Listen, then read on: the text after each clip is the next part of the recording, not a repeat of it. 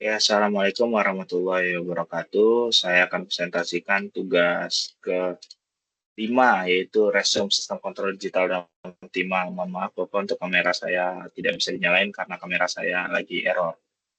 Lanjut aja, sistem kontrol adalah kumpulan atau sistem perangkat yang mengatur, mengendalikan, dan mengarahkan perilaku perangkat atau proses lain agar menghasilkan keluaran yang diinginkan. Sistem ini bekerja berdasarkan prinsip input, proses output, di mana output dikendalikan oleh input yang bervariasi. Komponen utama sistem kontrol yaitu ada sensor, kontrol, dan aktuator. Pada sensor itu mendeteksi besaran fisik seperti tekanan, suhu, posisi, dan lain-lain.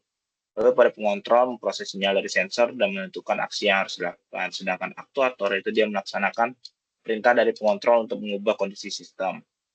Sistem kontrol digital adalah sistem kontrol yang menggunakan teknologi digital, komputer atau mikrokontroler untuk mengubah sinyal digital dalam proses pengendalian. Contoh sistem kontrol digital itu ada pengendalian suhu otomatis pada sistem AC atau kulkas. Lalu ada kontrol kecepatan motor listrik digunakan pada mesin industri atau kendaraan listrik, dan sistem kendali lalu lintas, lampu lintas otomatis yang diatur oleh komputer. Sistem kontrol optimal adalah sistem kontrol yang dirancang untuk mengoptimalkan kinerja sistem dengan memenuhi kriteria tertentu, misal waktu minimum, energi minimum, error minimum, biasanya menggunakan pendekatan matematis dan optimasi.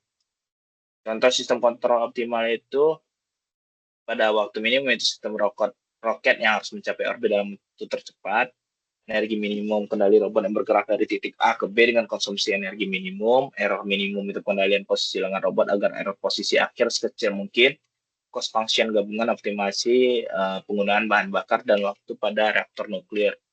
Ada bioekonomi, model konservasi sumber daya alam dengan optimalisasi kebijakan investasi dan epidemiologi, pengendalian penyebaran penyakit misalnya COVID-19 dengan vaksinasi optimal.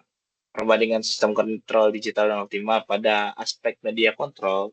Sistem kontrol digital itu dia sinyal digital, komputer, atau mikrokontroller. Sedangkan sistem kontrol optimal itu optimasi optimal matematis, model state space. Tujuannya itu untuk digital, akurasi, fleksibilitas, real time.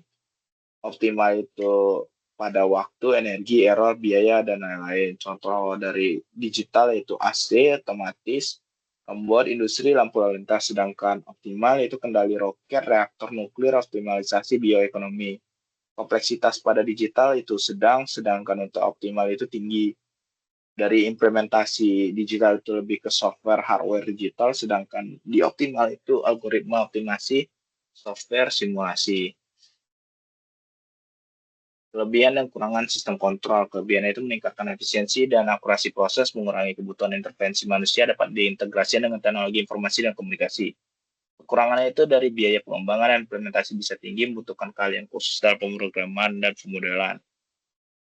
Studi kasus pada kontrol digital, yaitu kontrol suhu ruangan pada sistem AC pintar, sensor suhu mengirimkan data ke mikrokontroler, lalu mikrokontroler memproses data dan mengatur kompresor AC agar suhu ruangan tetap pada set point yang diinginkan.